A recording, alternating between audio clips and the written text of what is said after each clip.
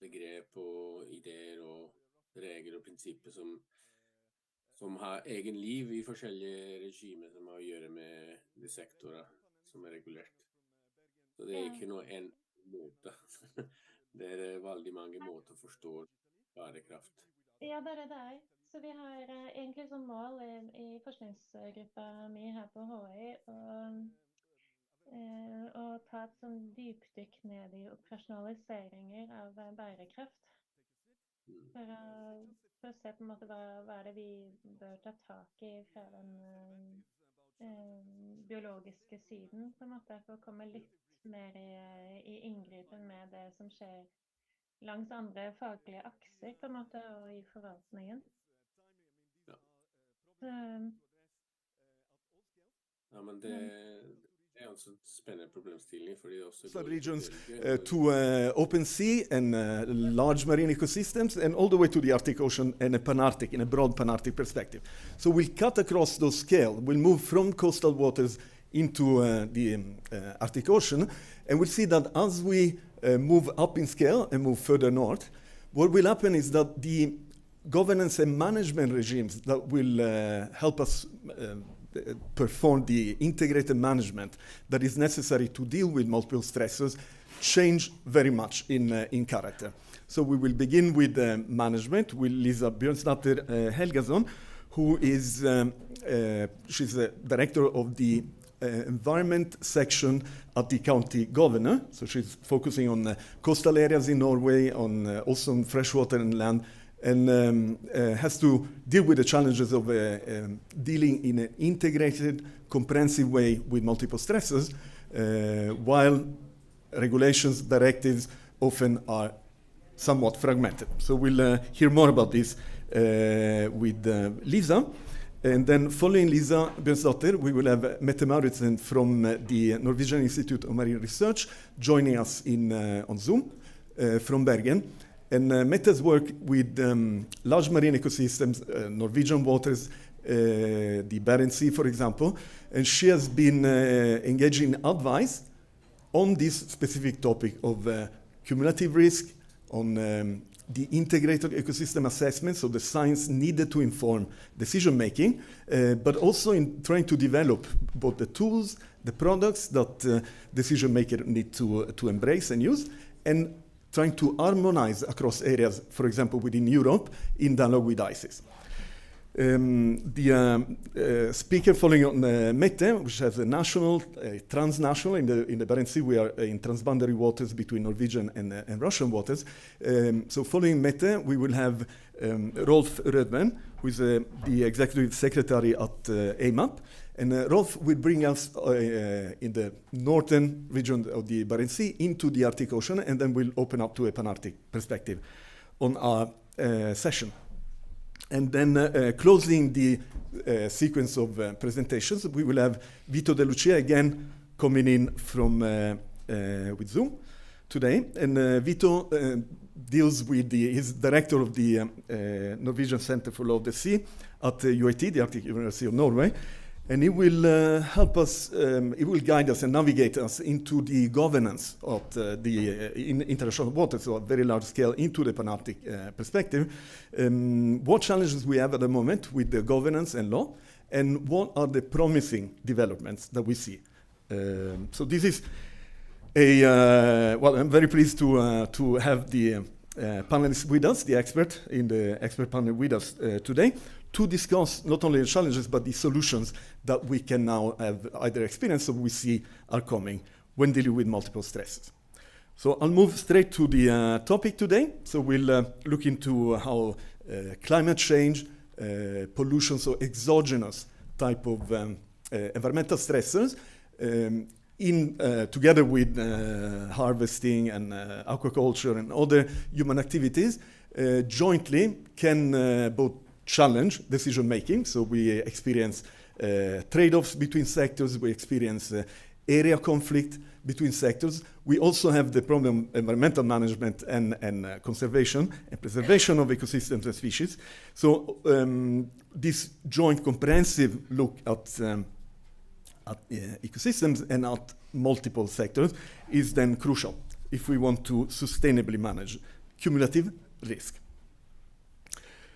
The settings, we have an example for Northern Waters here, just a diagram to put things in perspective. When dealing with multiple sectors, we need to have an overview of how pressures from the individual sectors are affecting different components of the ecosystem, and then we need to, in a coherent and comprehensive way, see how jointly, for example, in this case, fisheries and say shipping, may jointly affect in either additive ways the ecosystem components, but often also interactively. Okay? And what has been done up to now, typically with regard to management, is that the focus has been on the direct effect of multiple sectors on the ecosystem. So there are target species that have been affected by, say, fisheries or shipping in this case, in this example.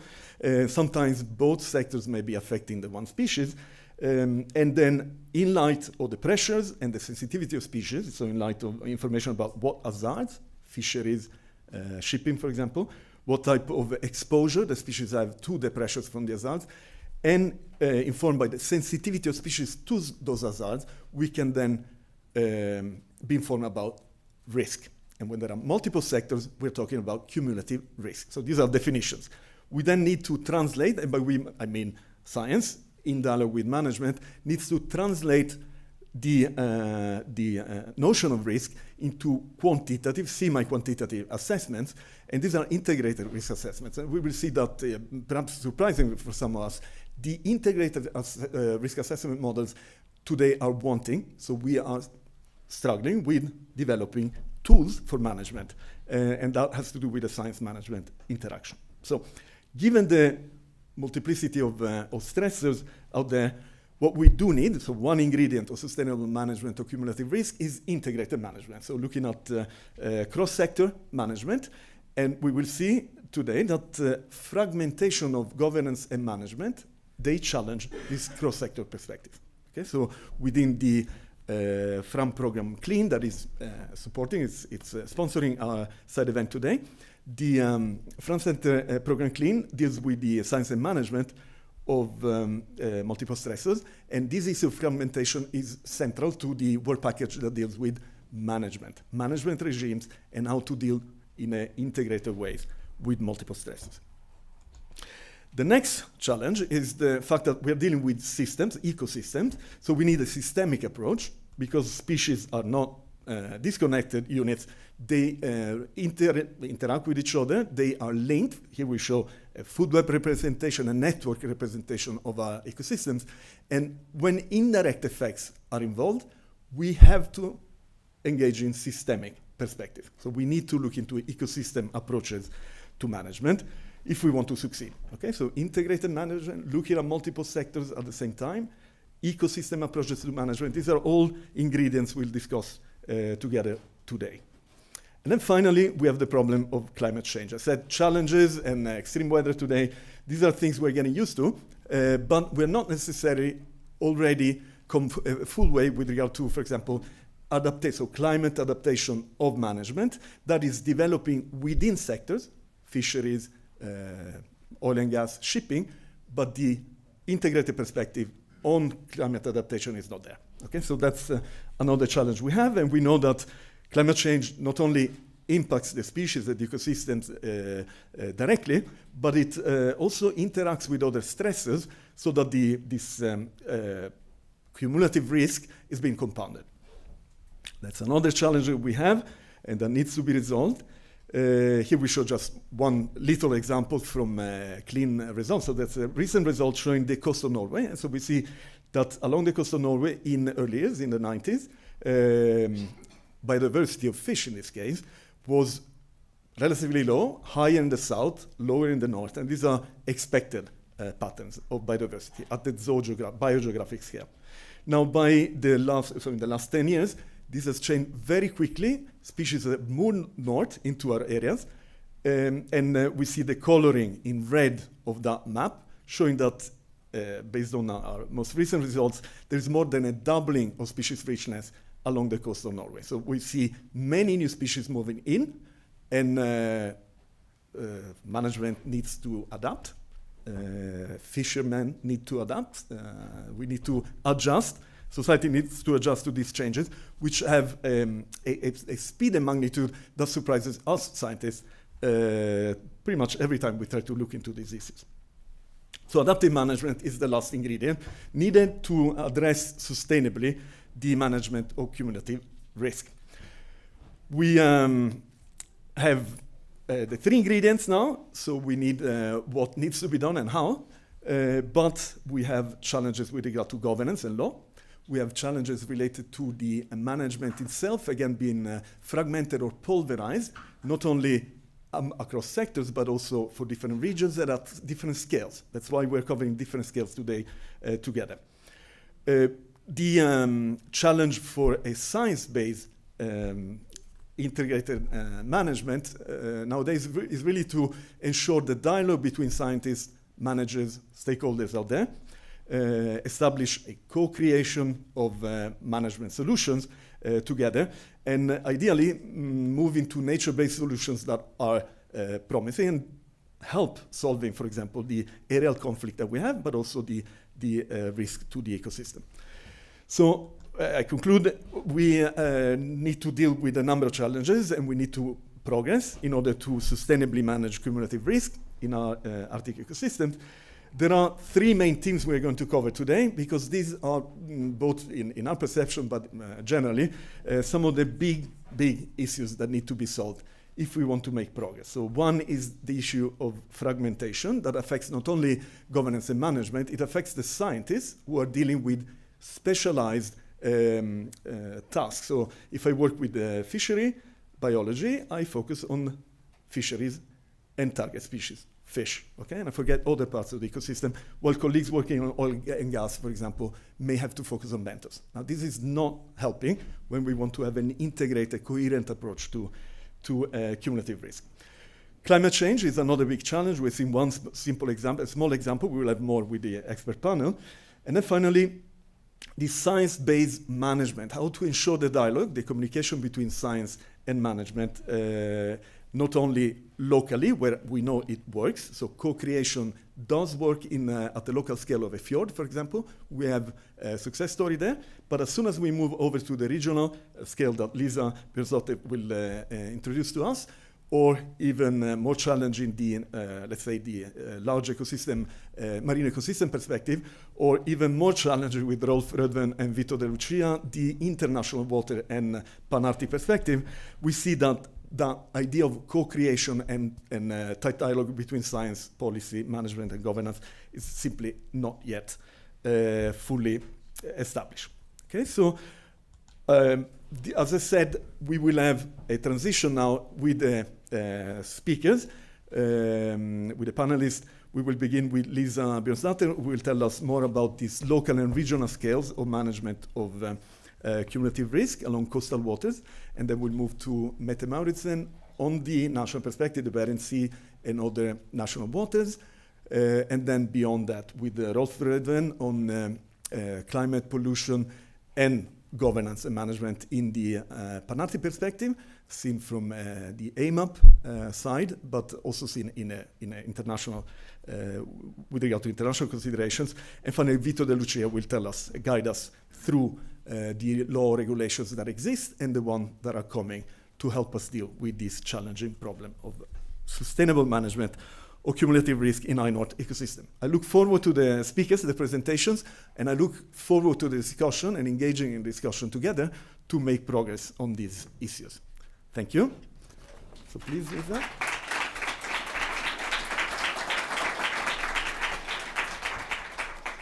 Yes, I would, I think, give the word to Lisa Björnsdotter from County Governor. Please, Lisa.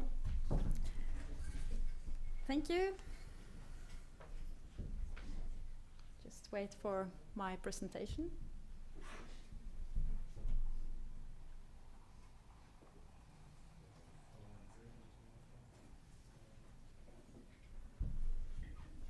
Yeah. Okay. My name is Lisa Björnsdotter Helgason, and I work as a director for the environmental department at the county governor's office in Troms and Finnmark. So, thank you for inviting me. It's a very interesting topic and very relevant for us at the County Governor's Office. And with regard to the topic today, the County Governor are the government authority for many matters which is relevant to discuss today. We are the government authority for matters concerning pollution for a wide range of activities. And we grant licenses for activities that may cause pollution. We provide consultation responses in land use cases, including coastal zone plans. And we may raise objections in planning cases where we see that important nature is not taken into account. We are the managing authority for the majority of nature reserves in Troms and Finnmark. And we are the managing authority for salmon and sea trout populations, as well as vulnerable stocks of freshwater fish. And we have a lot of other tasks as well, but this was the most relevant for today.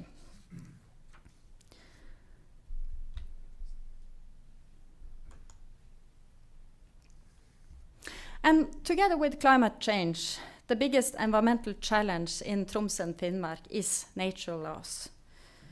And together with the poor mapping rate and knowledge base for nature in our region, and especially in coastal waters.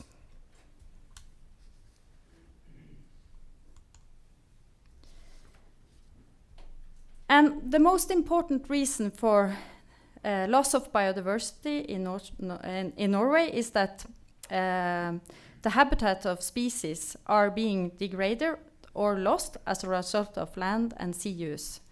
For instance, at sea it can be dredging, dumping and filling in shore zones, petroleum activities, bottom trawling, marine mining and aquaculture.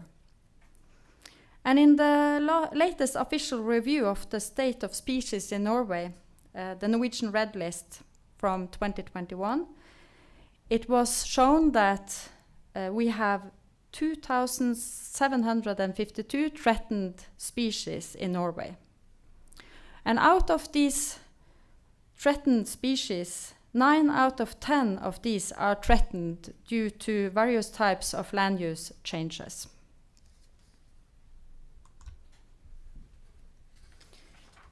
And this is a map showing our region here up north. And it shows that we have increasing pressure on our coastal areas. And this map shows different activities in Troms and Finnmark. Aquaculture is the red dots. Dredging areas is the shaded pink areas. Petroleum activity is the blue squares. Wind power is the green areas. And you also have these squares, which is pink, which is the military firing ranges. So as you can see of this map, we have a lot of different activities which are putting a pressure on our coastal areas.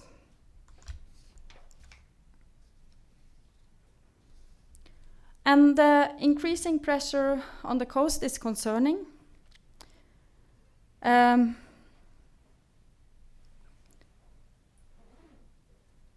And activity can have negative impact on habitat types, red-listed habitats and species. And if you add all these activities together, it will have a more significant effect.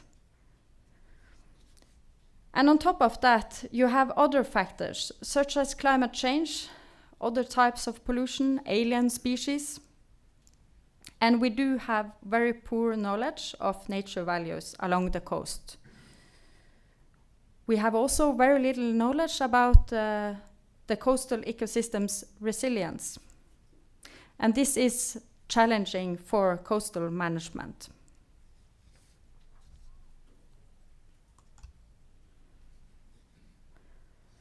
So we have insufficient knowledge about marine biodiversity, especially for habitats found in deeper waters. We have also little knowledge about ecosystem interactions. And we lack marine base maps for most areas.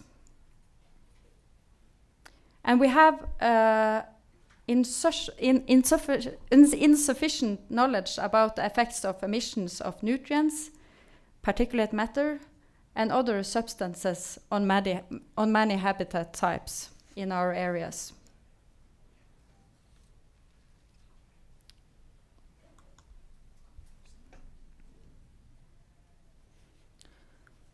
So what can we do to manage coastal areas in a more sustainable manner?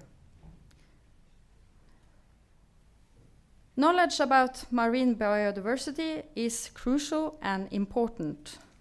We must map species and habitat types, establish marine base maps, and gain more knowledge about the effects of various pressure on biodiversity in our coastal areas.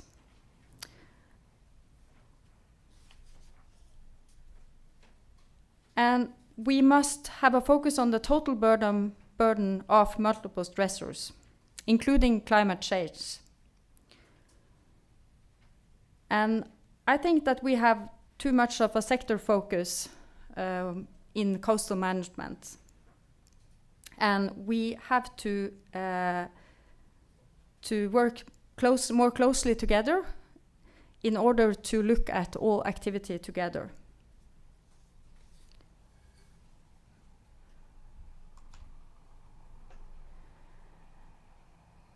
And marine protection helps us to preserve representative, distinctive, vulnerable, and endangered underwater habitats along the coast and in territorial waters. And I think this is also an important solution for some of the problems with coastal management. And marine protected areas were introduced as a type of protection in the Norwegian Biodiversity Act in 2009. By now, 4.5% of the sea area is protected in Norway. And we have said that we will protect 30%, so we have a way to go to be able to reach that goal.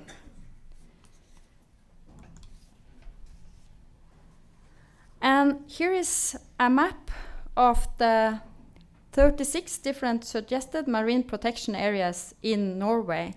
And that was put in a national marine protection plan from 2004. And it is still this plan we work to implement in Norway. And today, 17 out of the 36 areas are protected.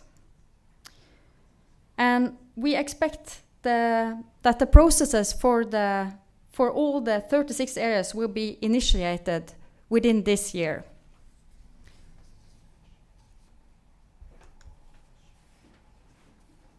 And the 36 areas cover different natural types, poles, locations with strong currents, shallow water areas, fjords, open coastal areas, and transect of coastal seas and shelf areas. In addition, they are located in 3 different climate regions. You have the Western Norwegian and Finnmark geographic sub-provinces and Skagerrak sub-province. In Troms and Finnmark, we have by now we are in the process of protecting, or we are sending out a suggestion for protection of Andfjorden marine protected area.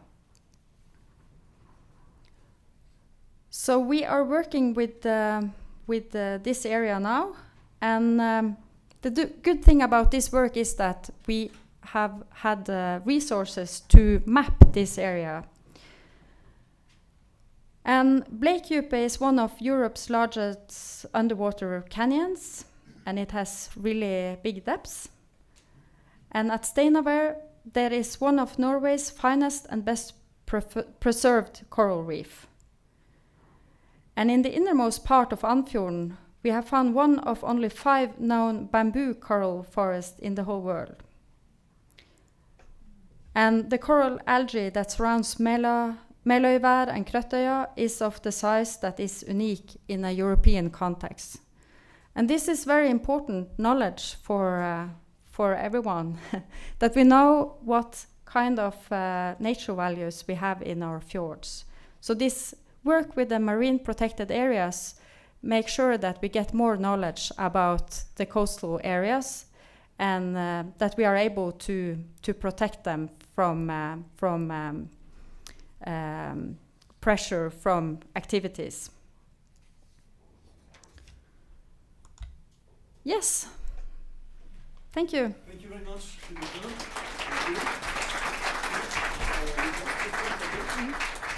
Thank you very much. Lisa is an example of managers who need to make decisions. As scientists, we often provide many ideas and suggestions, but when decisions need to be made, the challenge is in fact truly big. So we think of Lisa as one of the people who actually have their skin in the game. They make decisions that have implications for sustainability, for sectors. So one quick question, Lisa. What is, in your perception, one of the main challenges in managing sustainably coastal waters in Norway? Yeah, I think it's the lack of knowledge about especially in the coastal areas. We don't have much information about what's underneath the water surface. So we need more information. And one problem is that when we get these coastal plans on hearings, there is not enough information with regard to how these activities will affect the nature, and also how what kind of habitats and ecosystems you have in this area. So I think that's one of the biggest problems. Thank you very much. So I'm sure that many of us would like to address Lisa and the other panel members with questions and comments.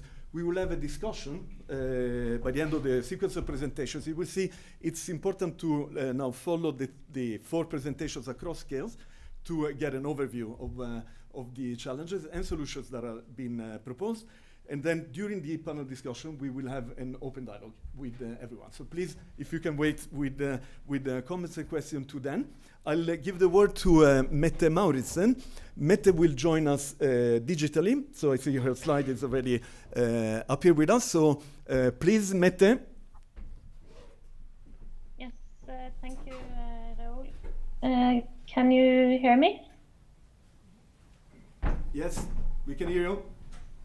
Okay, and do you also see my slides? Yes. Okay, I don't hear you, Raoul, but I guess everything is okay. Yes, we do, Mette, thanks. Okay, perfect. So thank you for the invitation to join this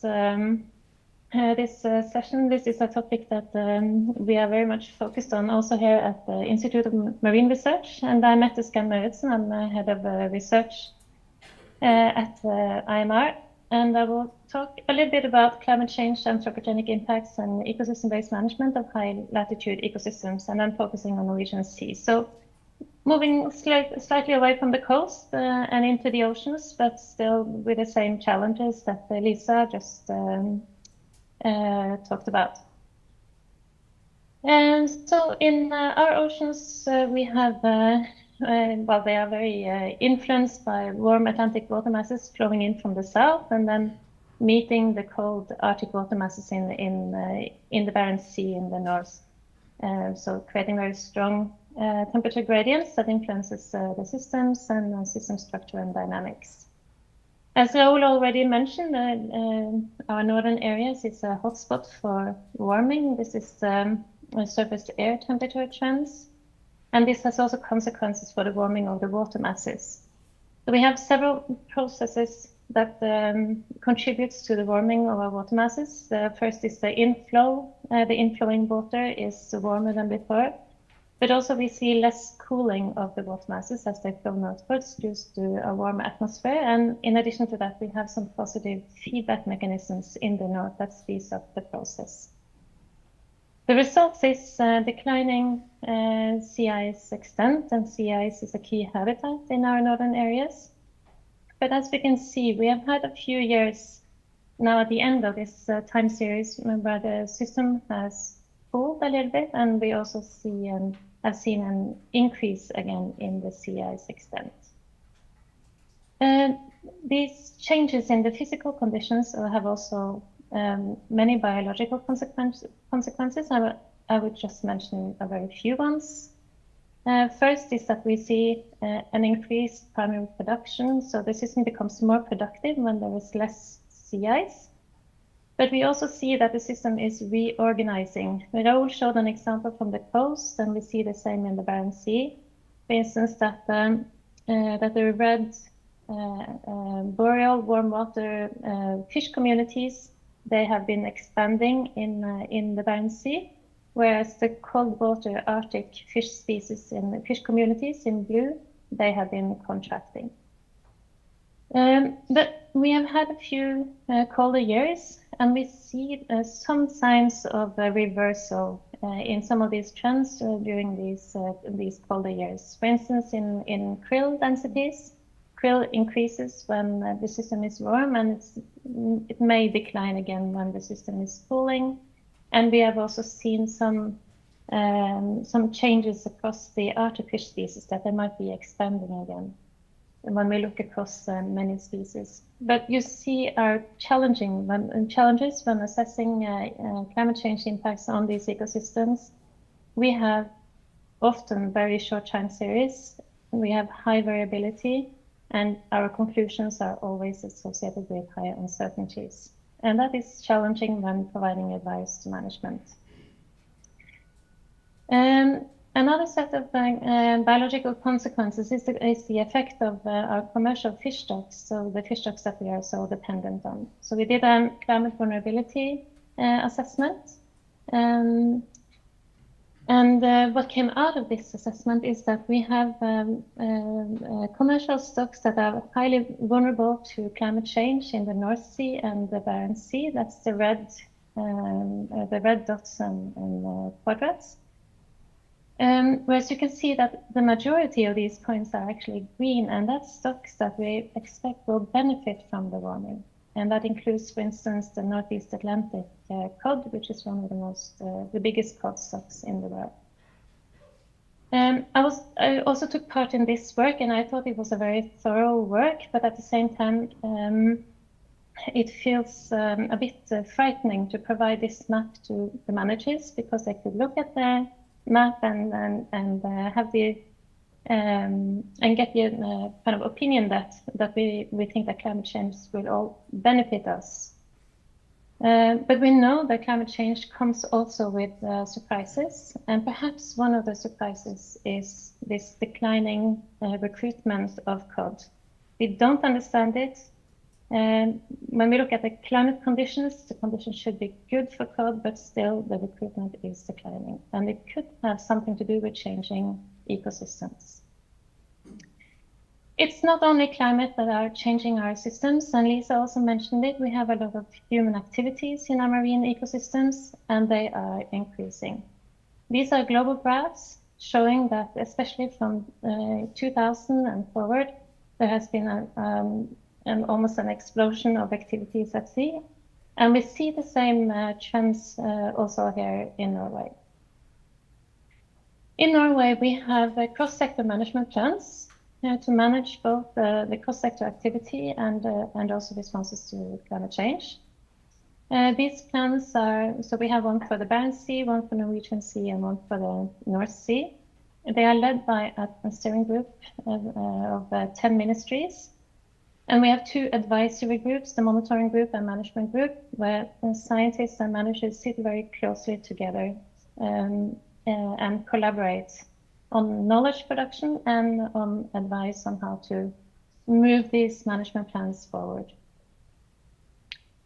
The main objective of these management plans is exactly to to kind of balance society and the human use and benefits from marine ecosystems with also then taking care of the systems and maintaining ecosystem structure and function and marine biodiversity. And the topics that goes into the knowledge production you see on the screen. So on the societal side of things, it's on information on sector activity, value creation, and on ecosystem services. On the ecosystem side of things, it's assessments of ecological state and identifying ecological and biological significant areas. And then we have assessments of impacts and risks. And also finally, evaluations of the management objectives to see if they are reached or not. And we have objectives for all the three dimensions here. These ecologically and biological significant areas, EBSAs in English, SVO, særlig verdifulle og sårbare områder in Norwegian, they are key instruments in the management plans. And these are areas that are significant to marine biodiversity and where management should show extended precaution. We had a revision of these areas. It was finalized in 2021 and not 19, as it says on the slide. And they were revised based on the CVD criteria that you see on the screen, so 7 different points. After revising these areas and updating the scientific information on the biodiversity, we also continued with an assessment of cumulative risks to the biodiversity elements in a way that Raoul introduced. So on this graph, you see the EBSAs on the x-axis, and the height of the bars indicate the total risk from the different sectors on the biodiversity elements. And you can see that the total risk, the height of the bars varies a lot. So you have some EBSA areas with very small bars and low risk, and that's the oceanic EBSA areas. And here there is low risk because there is little human activity. Whereas the high risk, the high bars, is in the coastal EBSA areas, where we have a lot of human activities. And we can see that it's mainly shipping, petroleum, and fisheries that contributes to this risk. And when we look across the ecosystem or the biodiversity components, we see that it's a consistent pattern that seabirds and early life stages of fish are those components that are most vulnerable to these risks and exposed to these risks. So what does it mean when we say that these areas are key instruments and we need to show extended precaution? Well, that has differed a little bit between the different sectors. We see that for fisheries, it hasn't really had any impact on the distribution of fishing activities. And there is a huge overlap between fishing activity and the EBSA areas. The EBSA encloses actually the shallower banks that are productive and with high biodiversity, but this is also where a lot of the fisheries is going on. With oil and gas, there has been a policy to put oil and gas installations outside the EBSA area. So here there is a limited overlap. But we have also had a process where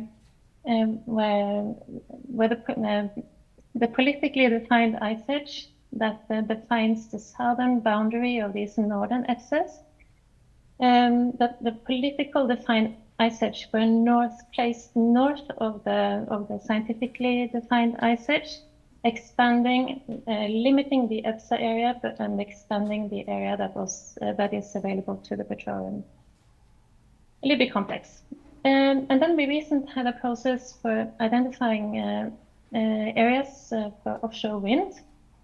And here there was a process of strong cross-sector and science management collaboration. And you can see that these areas are put more or less between the EBSA areas. And then the final example is the area for deep sea mining that has recently been open for exploration. And this was a very one sector process and also a process that were against all scientific advice. So we have a little bit mixed experiences in how these EPSA areas are used in coal-sector management. And importantly, climate change has not been considered in any of these processes. So we expect that the biodiversity components will shift distributions which could change the position and the borders of these EPSA areas. And we also expect that climate change will impact the change of vulnerability of these biodiversity components to human impacts. But that has not been part of the discussion. Again, I mentioned these management objectives, and they also tell us a little bit about the weighting of the ecosystem versus societal benefits. And we see that the objectives that is related to societal benefits, they are normally reached, whereas those associated with marine ecosystems and impacts and risks, they are either not reached or we are not able to evaluate whether they are reached or not. So we have work to do. And what to do? It is in my mind, we need to strengthen the science and policy interface. And we need to go a bit further, as scientists, we need to go a bit further into the processes and not stop when we identify challenges, but also go a bit further to assess solutions, options, and the consequences associated with the different solution options. We need to include climate change in all conversations and decisions, and evaluate today's decisions in 50, maybe 100-year perspectives. These offshore wind areas, they will last for many years, and we need to make sure that they are not put in tomorrow's spawning areas, for instance. And we need to adapt management objectives to directional changing systems. A lot of these management objectives that are for the marine ecosystems today is about maintaining biodiversity, maintaining structure and function. We will not be able to do that because of climate change. And finally, there is, I said, working with these ecosystems, both the ecosystems in themselves and also all the human components and human activities. We always work with large uncertainties, both in the scientific work and also with regards to the policy processes. And I think in this respect that the global biodiversity framework and the 30 by 30 process gives us an opportunity to create a buffer towards these uncertainties for current and future use of the systems if implemented wisely. And I think that was all.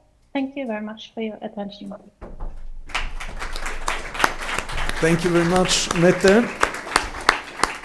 A nice round of applause, Mette. Mette is one of the colleagues and scientists who has been actively engaging in dialogue with stakeholders, with management, and has provided advice. So, Mette, just a quick question before we move over to the Pan-Arctic perspective with Rolf Rödven and Vito De Lucia. The question is what has been, in your experience, one of the main challenges in the dialogue with both managers and industry, both based on your experience with the stakeholder interactions within projects, but also when developing decision support products. So yeah. It's not an easy one, because there are many such challenges. No, there are challenges all the way. I think, I think maybe one of the key challenges is to move from integrating all the knowledge we have to have good discussions and dialogues on what sustainability is. So that is moving from these risk bars that I showed to what does it really mean in terms of sustainability. That is very challenging. It's both challenging scientifically, and it's challenging to have these discussions with management also, how to move forward on that. Thank you very much, Mette. Okay, we'll move on with Rolf Rödven.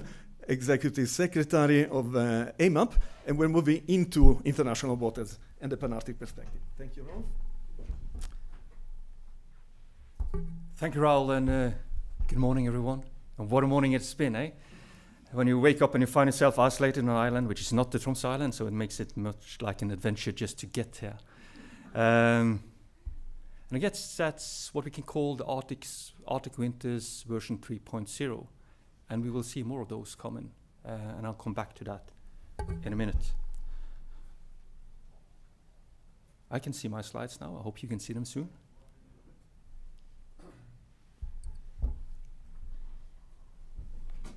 So my name is Rolf Rødem. I'm the Executive Secretary of the Arctic Monitoring Assessment Program, or AMAP, as I will say from now on, just to save some time.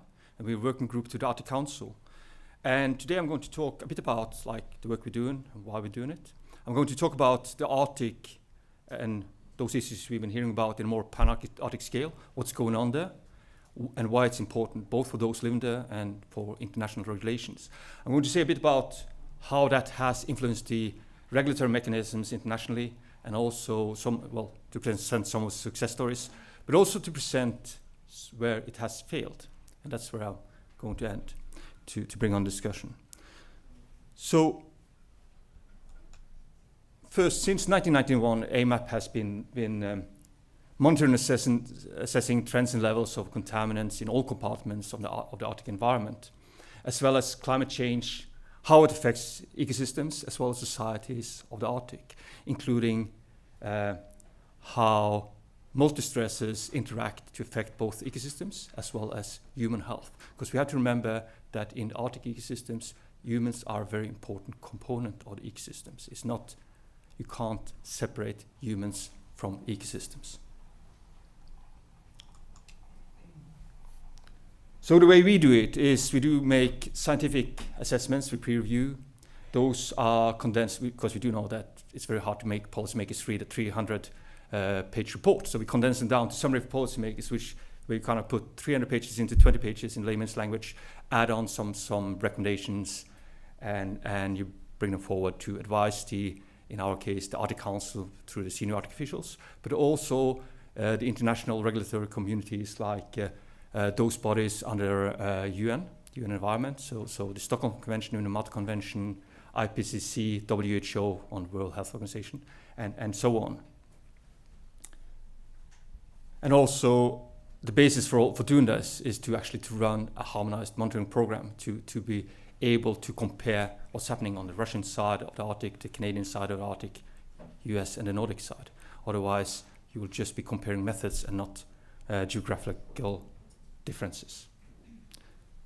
So, why is the Arctic important? Well, first and foremost, I would say that to protect the Arctic is important in itself. It's a very unique environment in the world.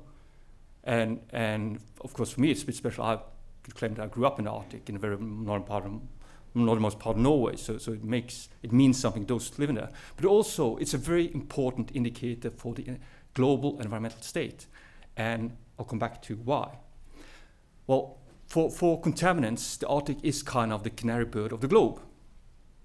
There are very few local, or at least there was very few local sources for producing contaminants in the Arctic. However, airways and sea currents brought contaminants up from, or bringing contaminants up from the industrial parts of the world on lower latitudes up to the Arctic. They are deposited there, and there's one thing about a lot of those contaminants, they do have an affinity to fat. And so do all of the organisms living in the Arctic, including some of us. So what happens then is that the contaminants, they accumulate in the body of these individuals throughout their lifetime. So you have bioaccumulations going on through lifetime, and it also magnifies throughout the food chain, so that those apex predators on the top have very high levels of contaminants compared to those at lowest levels. And on the very top, we often find humans. So we have had, and we still have in some occasions, levels of contaminants in human tissue that are of concern for human health. And that was particularly important when it came to the introduction of the regulation of mercury, as I will come back to in a second. However, there are a lot of success stories there, and as you can see on the graph on the lower left, you can see also how it's been a decrease in the contaminants in human tissue since the regulation started. When it comes to climate, the Arctic is, literally speaking, the hotspot of the globe, as we just seen. This map shows the average deviation from the mean from the period of 1971 to today, or to 2019. This showed that since 1971, the Arctic warmed about 3.1 degrees in average. But that is just in average. Some of the areas, like close to Svalbard and Novaya Zemlya, we already have an increase of 6 to 8 degrees Celsius. That kind of puts the 1.5 target into perspective, doesn't it? We have had an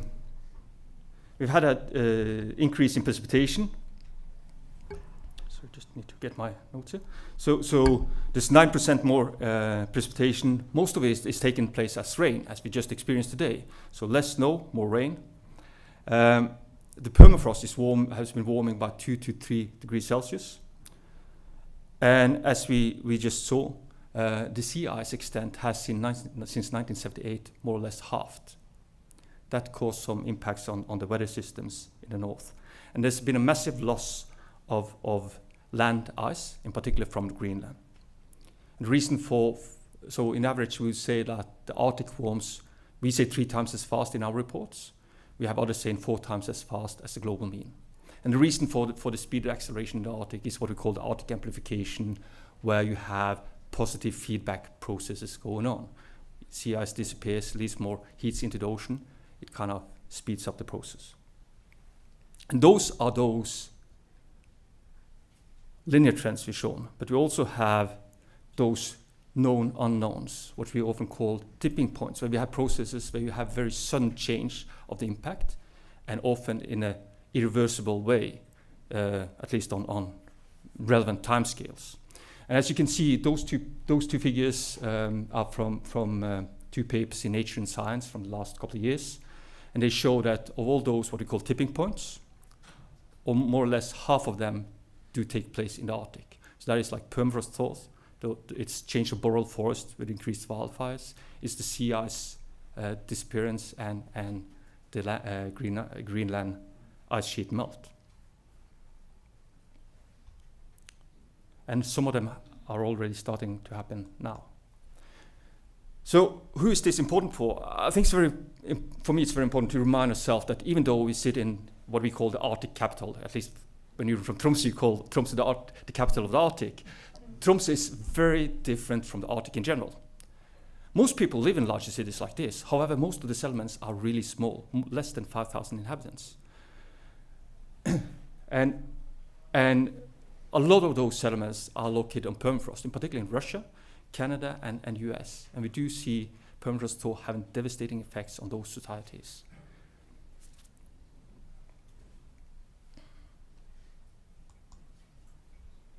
So, but also, not only locally it's important, but Arctic is so important when it comes to international regulation of both contaminants and climate change. We have since 1991 been working very closely with UN, as I said, feeding Arctic data into international regulatory mechanisms. And it has had some effects. First and foremost, just having like a harmless monitoring program make you able to standardize the way you actually measure things. But also the scientific evidence brought from the Arctic and through AMEP and others to the Stockholm Convention was very crucial for establishing regulation of persistent organic pollutants like PCBs and so on. Also, when it comes to mercury, and it's not only my words, but it's very, very well stated in this paper shown on the screen here, Arctic data was crucial for establishing the Minamata Convention regulating mercury. And one of the reasons for that was we were able to measure levels of mercury almost 50 times as high in certain populations in the Arctic compared to industrialized cities like in Germany or US. And it's very hard for politicians to negotiate against human health. Also, we are working with new chemicals, what we call chemicals of emerging concern, and microplastics. We are now feeding data into the International Convention on International Negotiating Committee, and also, of course, feeding climate change data into the work of IPCC and the conventional work through UNFCCC. So that is the good side of it. However, what we do see now is that climate does not work just as a sole pressure, but it's kind of a driver for a lot of those processes we do see in the Arctic.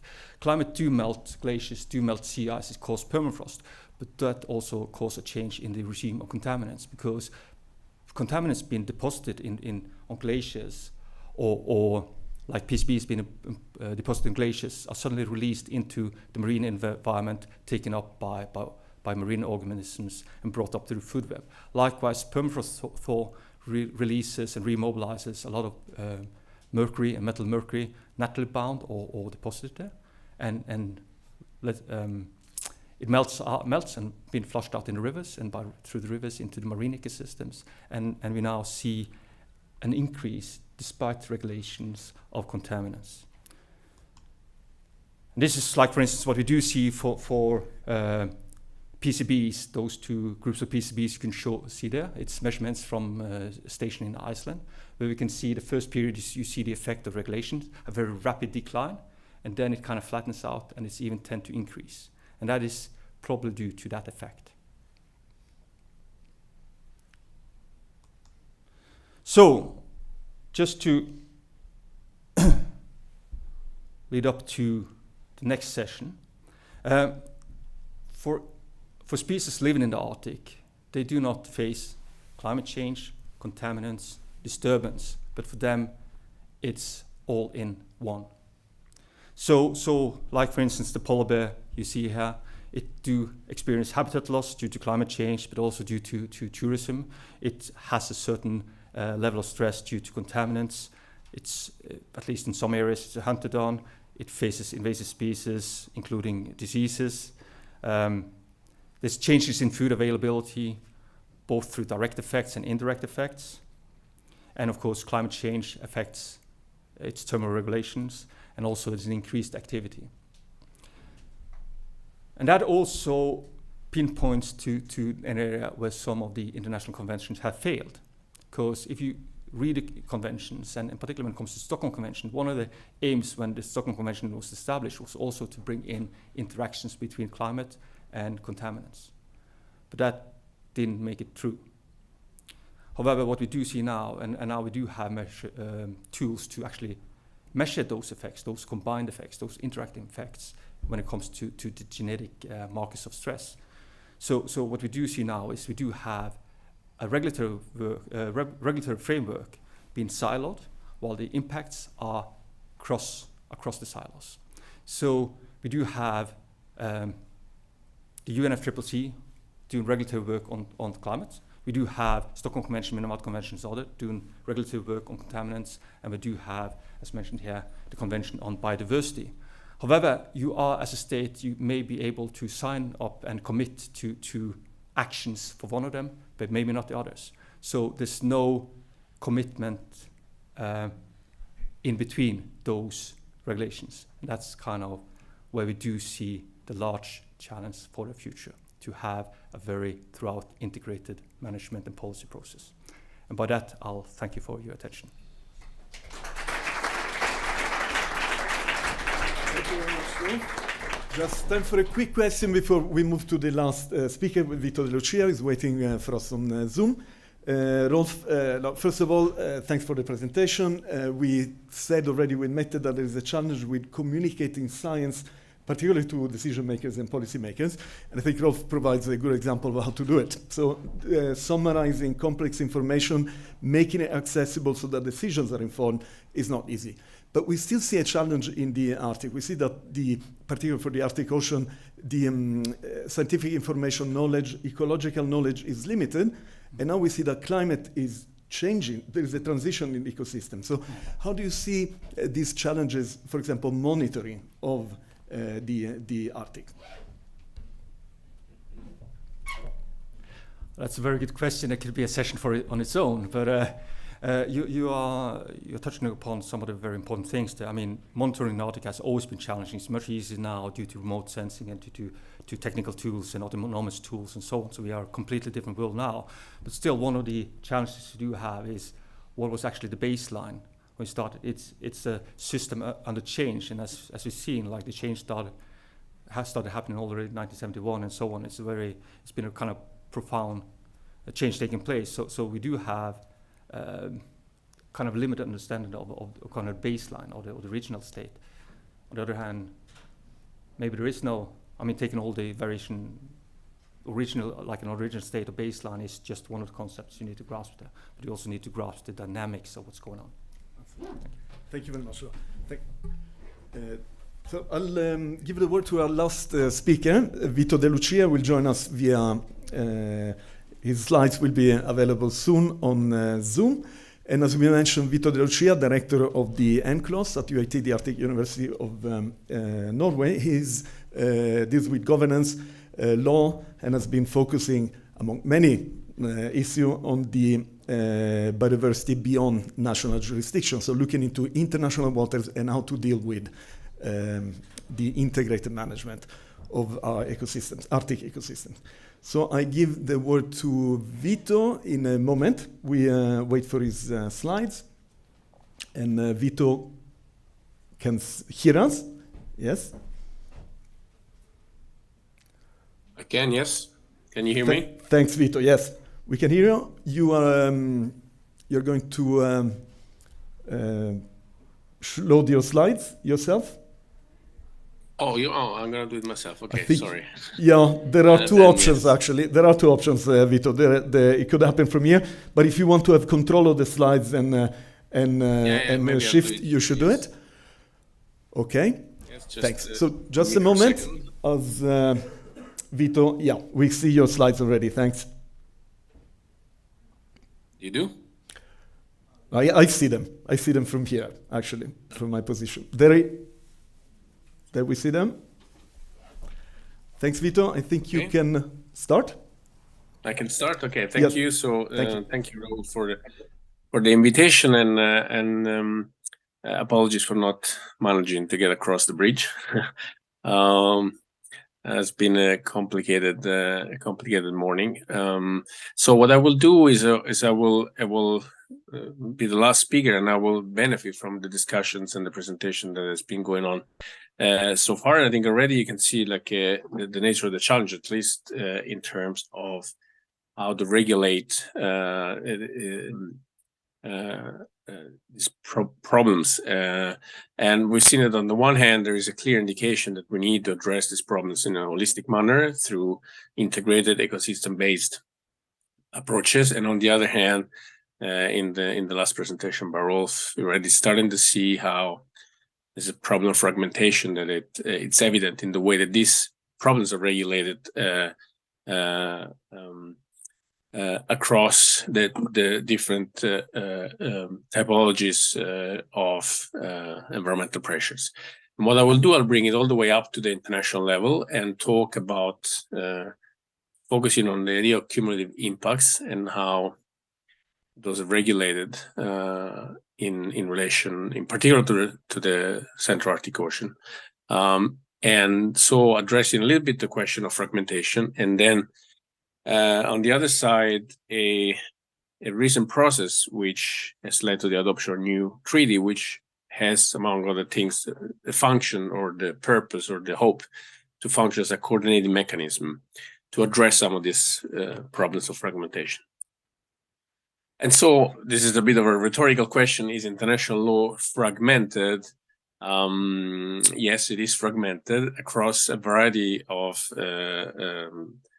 points. So the first fragmentation is jurisdictional, so how the authority to take decisions that have to do with many things, including environmental protection, is distributed, and this jurisdiction is distributed across any number of scales.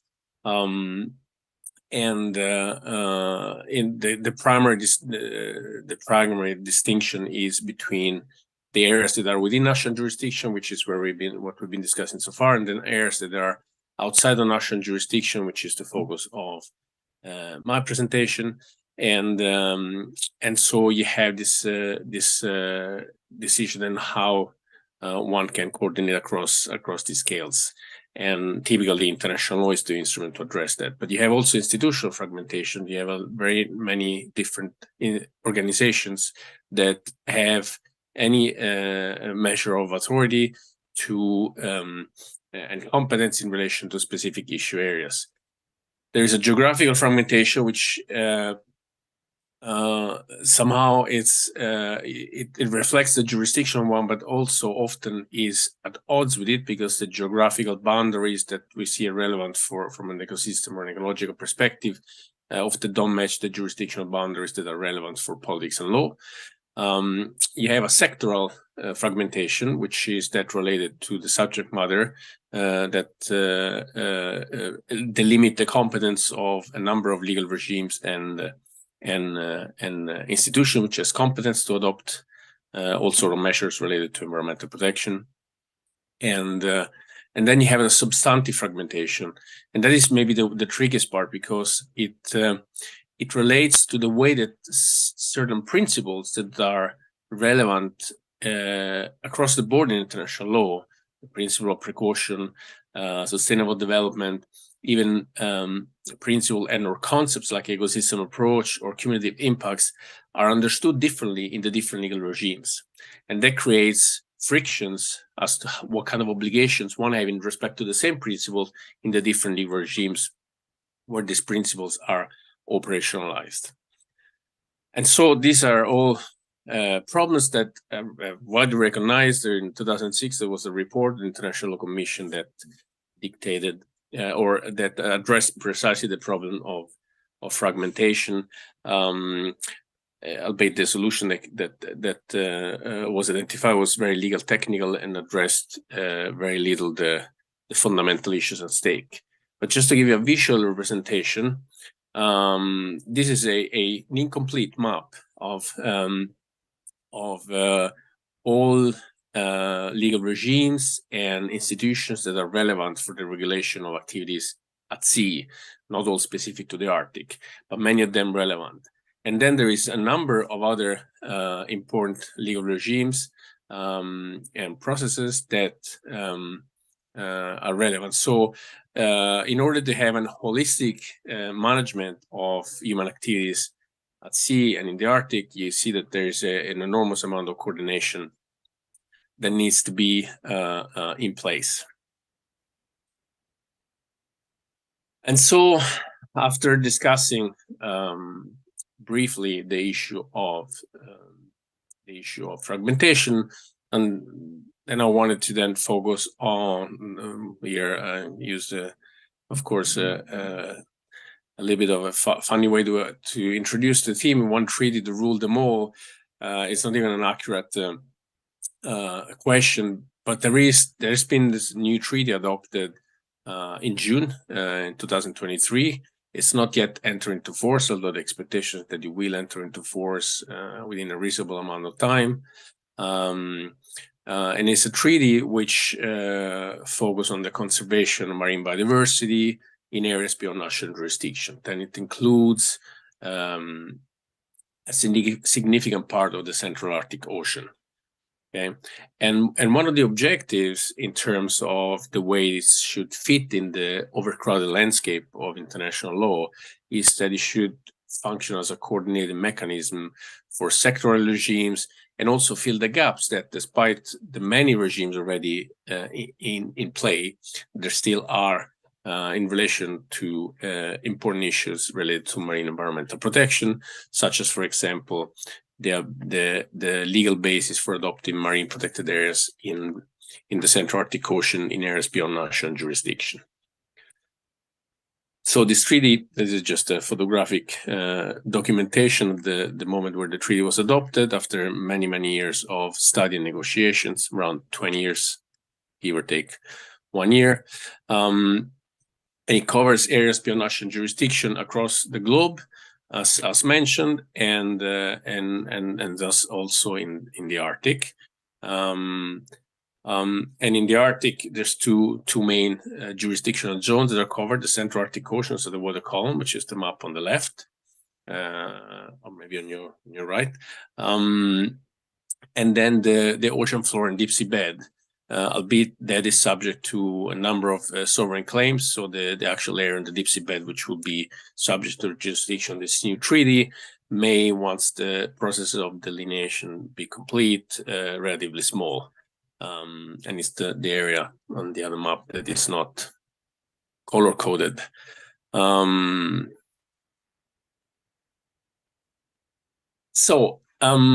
to zoom in on the topic of cumulative impacts, that is an element that is specifically regulated in this new treaty and is in fact defined in the way that is now shown in the slide. I will not read it. What is important is the fact that there is a definition, and then one of the questions that may arise at one point in the interaction of this treaty with other regimes is whether or not the definitions across the regimes may match, and if they don't, what may be the potential consequences. But typically, this refers to impacts on a specific geographical area that are either taking place or expected to take place, and also over time, and there's specific references to climate change and also acidification. Now, this the inclusion of cumulative impacts has been actually quite controversial, but it managed to be included. And cumulative impacts, it's related specifically and primarily to the environmental impact assessment part of the regime. And it's included in the objectives of the parts related to environmental impact assessment, linked also to a larger question of strategic environmental assessment. And it's further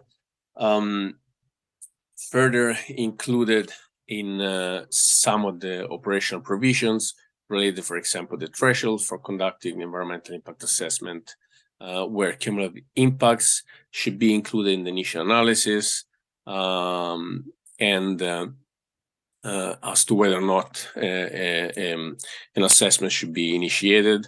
And an important notation is that the rules regulate environmental impacts assessment, which also includes then inclusion of the analysis and consideration of cumulative impacts, relate, albeit in relation to different thresholds, to both activities that take place in the Arctic, so in areas beyond national jurisdiction and thus in the Central Arctic Ocean, but also for activities that take place in areas within national jurisdiction, but may have impact in areas beyond national jurisdiction. So there is an important connection and may create a bridge for effectively taking into consideration the impacts on Arctic waters beyond national jurisdiction for activities that otherwise take place in areas under jurisdiction of individual coastal states. And this is just a quick illustration of other provisions where this reference to cumulative impacts is included. In this particular provision, there is a connection established on the reverse, so that the potential impacts of an activity, including the potential cumulative impacts, in relation also to areas within national jurisdiction. So again, this is link that it may be extremely useful in operationalizing these provisions. Again, cumulative impacts are included in a number of provisions related to, for example, reporting, and this is maybe one of the most critical aspects of the way these cumulative impacts will be operationalized, because Article 38(1)(b) establishes that one of the institutions that will be set up under this new treaty, the scientific and technical body, shall develop standards or guidelines on the assessment of cumulative impacts in area beyond national jurisdiction, and how those impacts should be taken into account in the environmental impact process, assessment process. And so this may make a huge difference in terms of the actual impacts of how cumulative impacts are integrated into the processes. And so to conclude,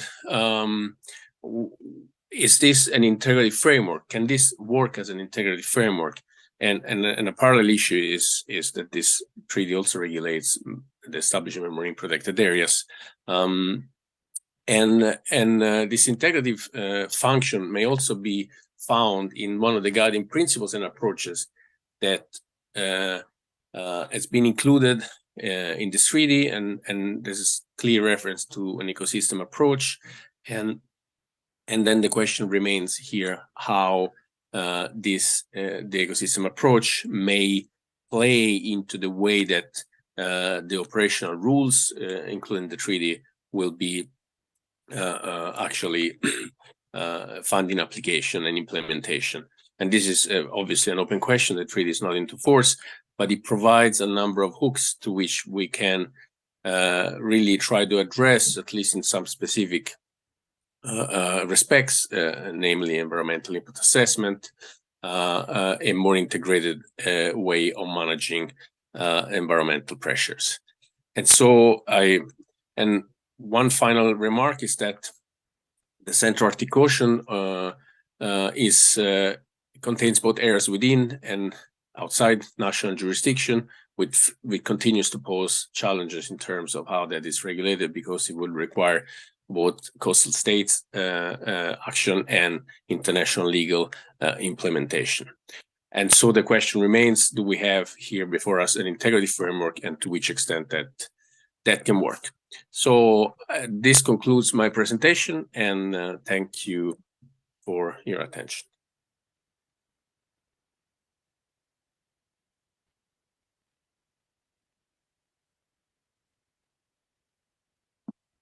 I've been lucky and privileged to follow your activities with regard to BBNJ, so the biodiversity beyond national jurisdiction, the dialogue that has been at the United Nations in New York. You have been actively involved, you've been following closely, and have seen the progress that has been made. And now soon we will have, the BBNJ will be in action, if you will. And what I wonder, Vito, is what is your impression? So again, what is the challenge? The main challenge you see with the implementation of the BBNJ. Would you like to say just a quick word before we open up the panel discussion? Well, there's very many challenges that one can imagine in terms of the implementation of the treaty. I think the trickiest and most complex problem is how this treaty will actually interact with all the existing instrument framework and bodies already operational, and that have a competence overlap.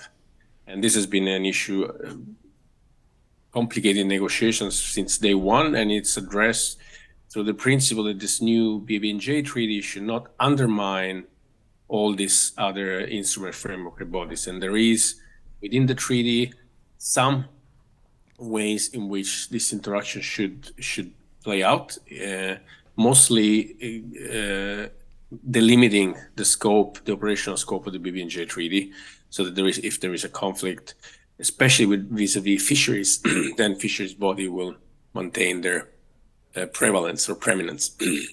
But it's very complicated, and again, there's some rules establishing some ways to address this. Many of them will have to be established by the conference bodies once they're set up.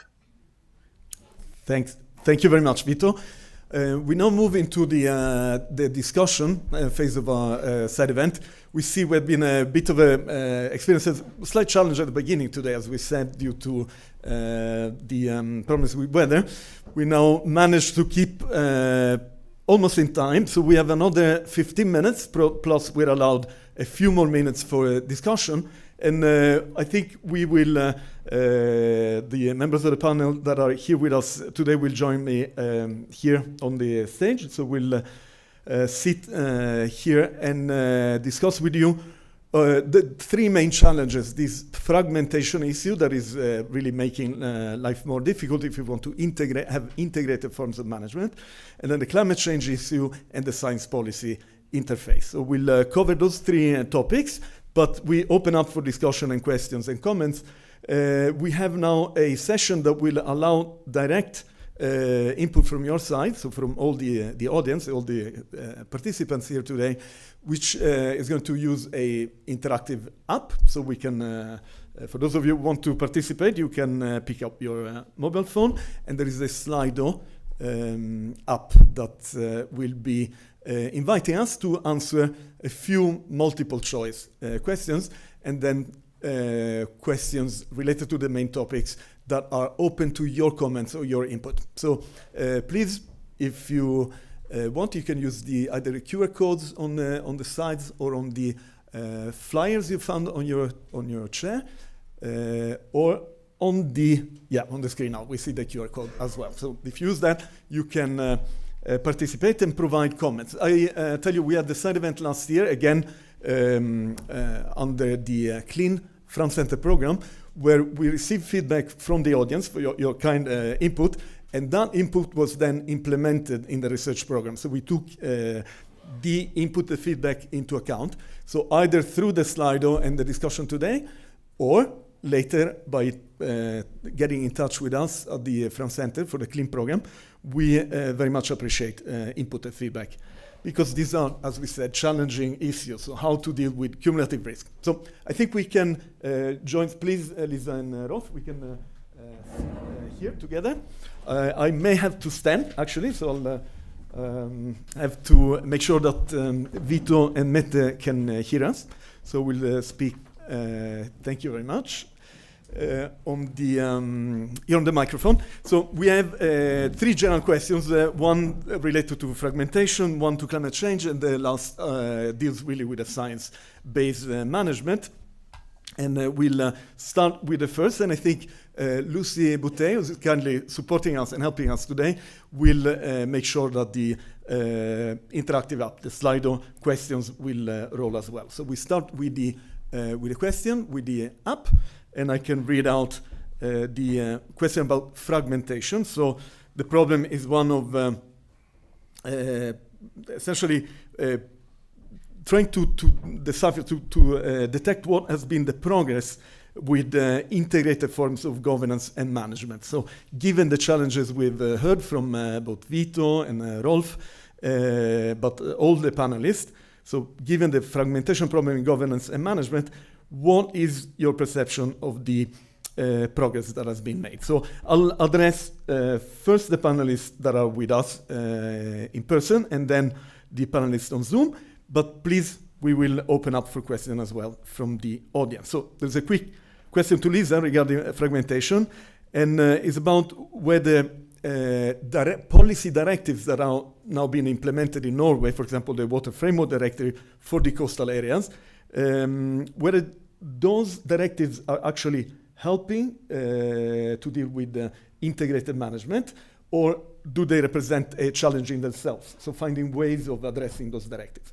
So please, Lisa.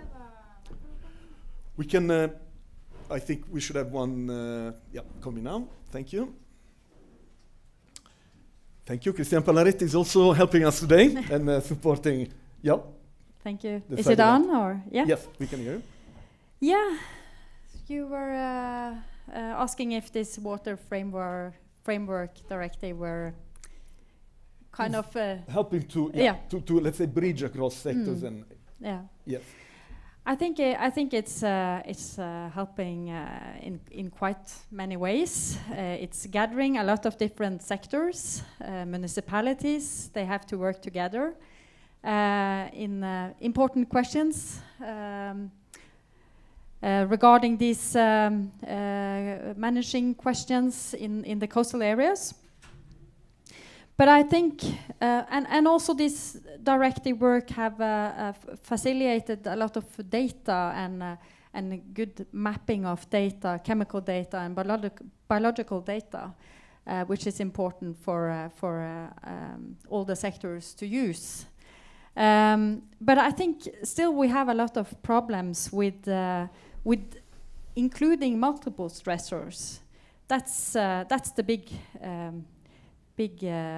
difficulties for, I think, all the sectors and the municipalities to take into account the multiple stressors, especially climate change, because we do not know how it will affect. So I think that's the, so we have to do further implementations of these systems. Yeah, thank you. Thanks a lot. Thanks, Lisa. Other questions to Lisa, either on the topic covered now or on her presentation? We can take, please, Gunnar Sander. Yes, thank you. Gunnar Sander from NIVA. I think the overarching question here is to what extent you try to manage the cumulative impacts. And just a very brief comment to first starting with Vito's presentation.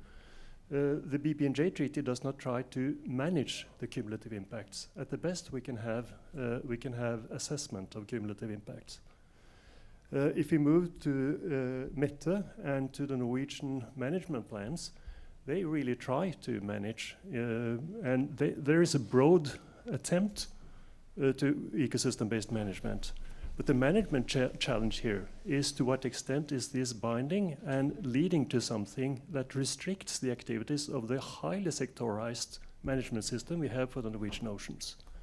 And then moving to the coastal zone, where Raoul just referred to the water management.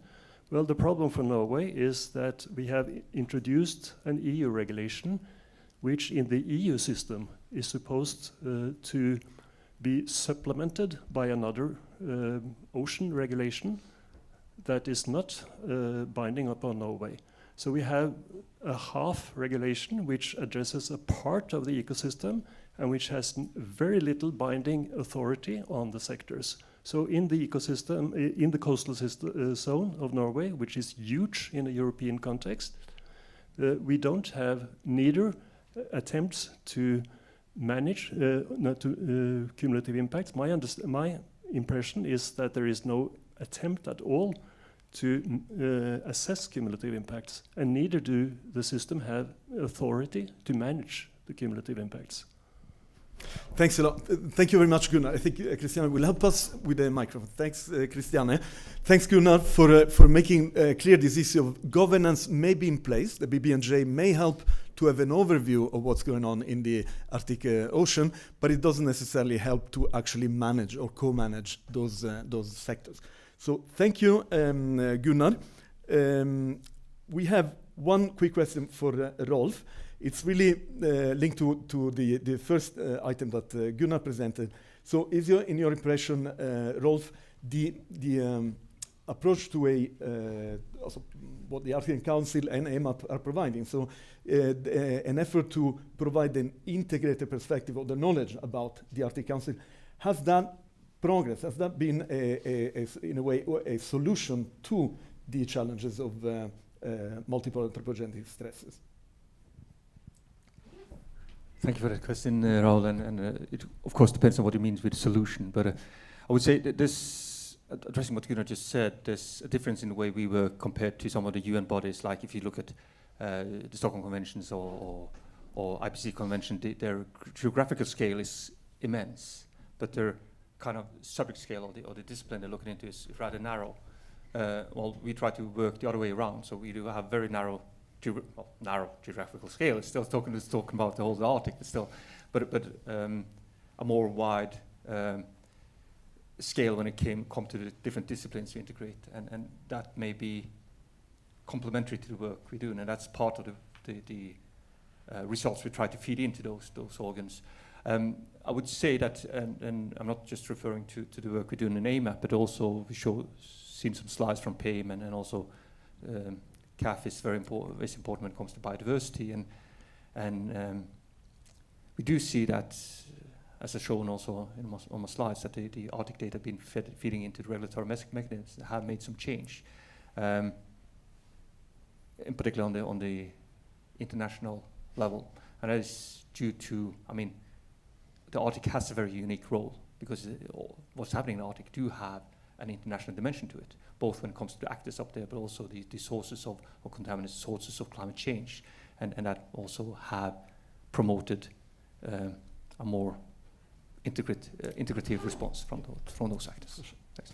Thanks, Rolf. So I hope that you share my feelings. So after listening to the talks today, there is progress being made that I find very motivating, but at the same time, the challenges, so the diversity of challenges that we encounter when dealing with cumulative risk may feel overwhelming. So I'm very happy about the talks that we heard today. They really help us both engage and motivate our work towards a more sustainable management of cumulative risk. We open up for more questions or comments from us, from you in the audience. So if there is a question or comment now to Rolf or to the panel, we can take one more question now.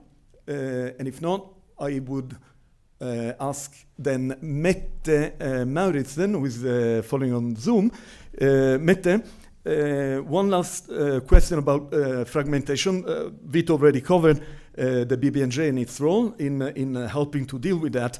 But in your experience, Mette, you've been dealing with management plans for the Barents Sea for many years now. In your impression, has that initiative and activity helped to truly integrate, so promote that integrative management that takes into account multiple sectors and multiple compartments of the ecosystem as well?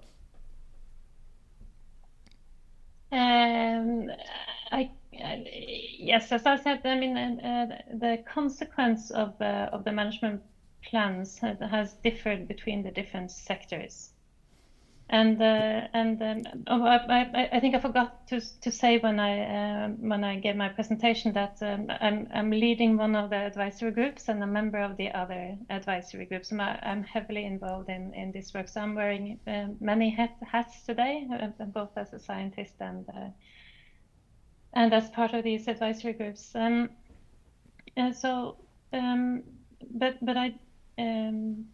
I do think the management plans are extremely important because if we don't speak to each other across science and management and across the different sectors, then at least nothing will happen.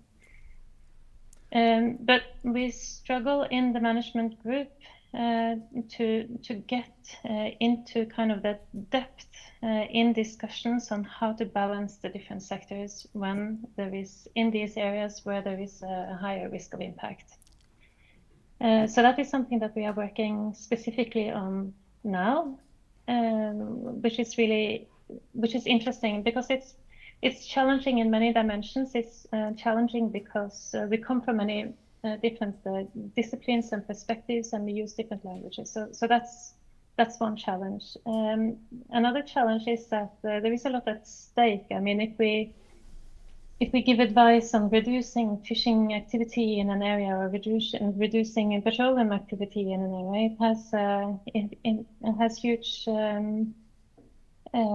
consequences for the sectors and for the economy. So there is a lot at stake, and the uncertainties, as I said, in our assessments are high. So then it's kind of a post-normal challenge for those of you that are familiar with that expression. So there's a lot of challenges, but we will never be able to solve them if we are not in the same room and having discussions across the table.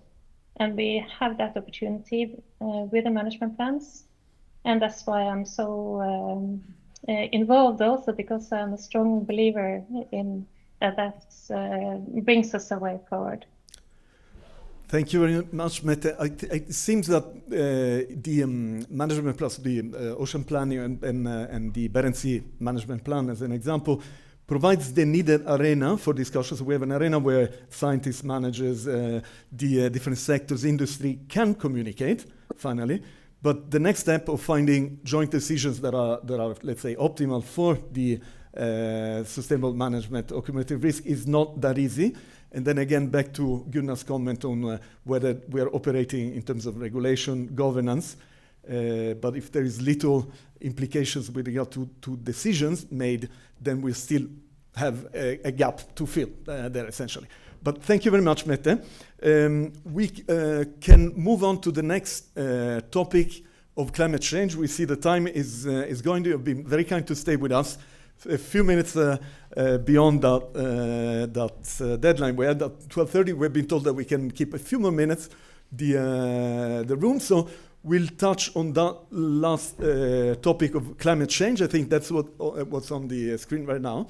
So we touch on the climate change issue, and the general question is how climate change is affecting cumulative risk management, especially across scales, across the governance, management, and science. We've heard all the way from local, regional, and in coastal areas to open ocean and the Arctic Ocean and international waters. We've heard how climate change is really affecting across scales.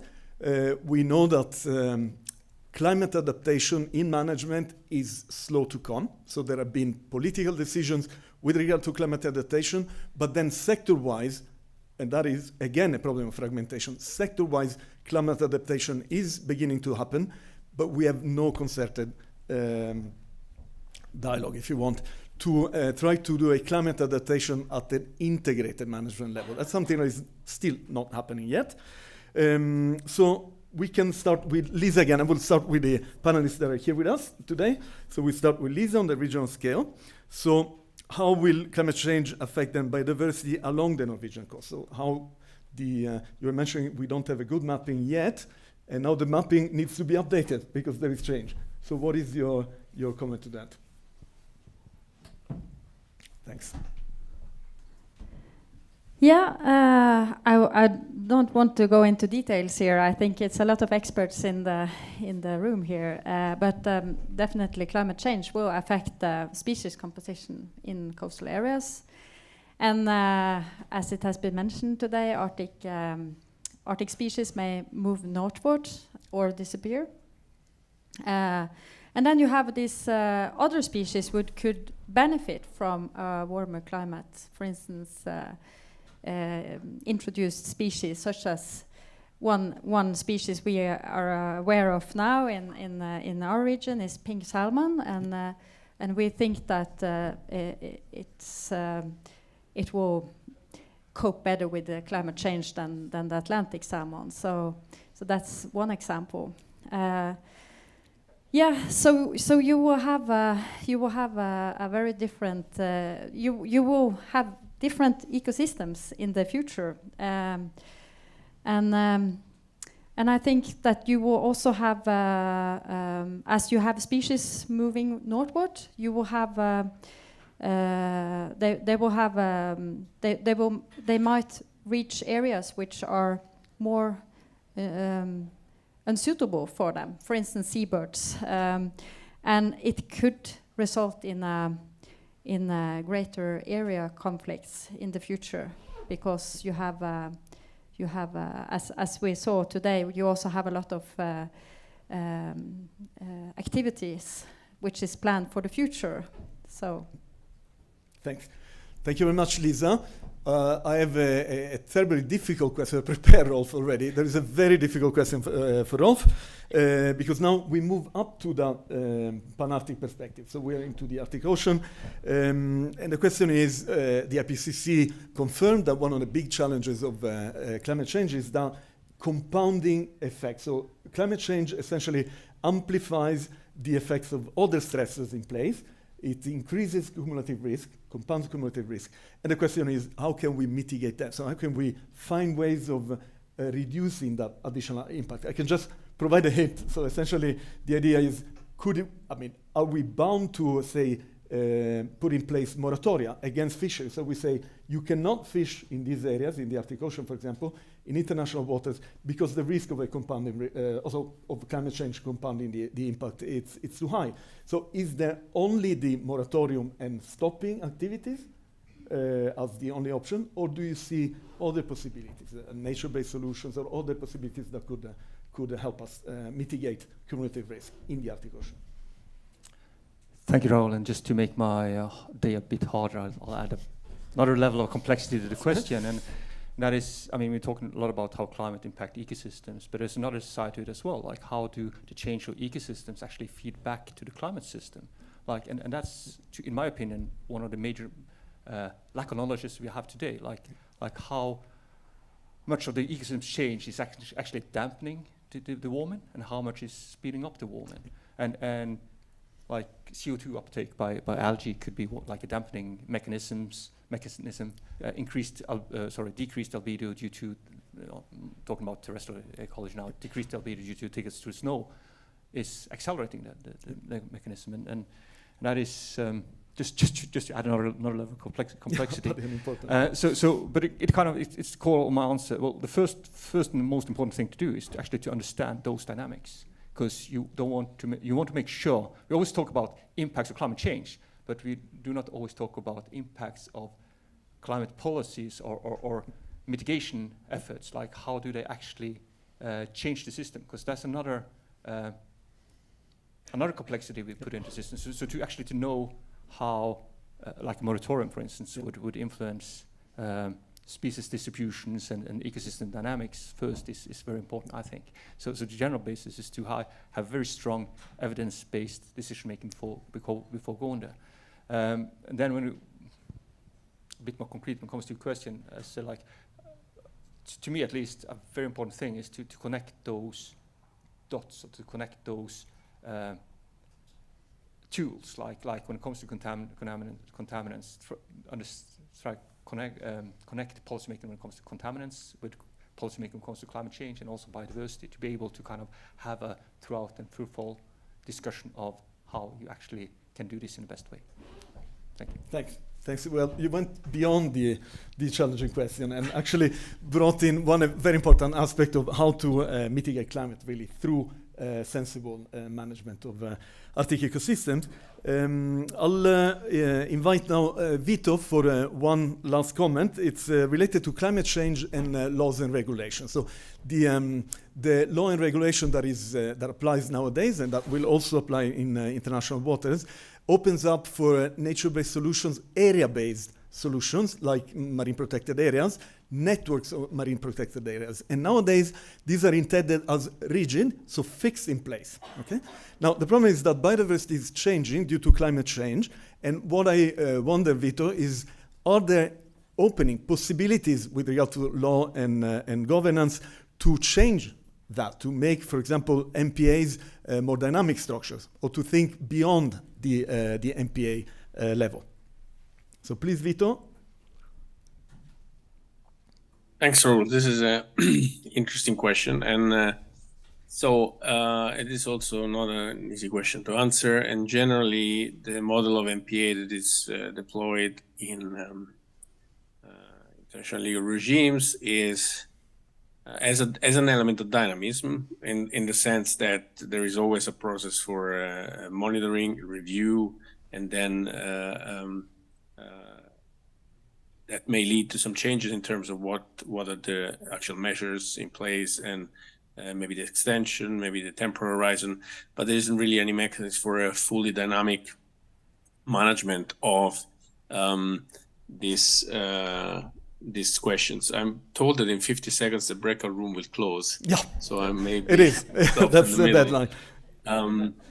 But that's a big issue. But and it's complicated. But there's a lot of work being done in order to understand whether or not the current legal system or current legal regimes may allow for such dynamism in area-based management. But Yep. Thank you.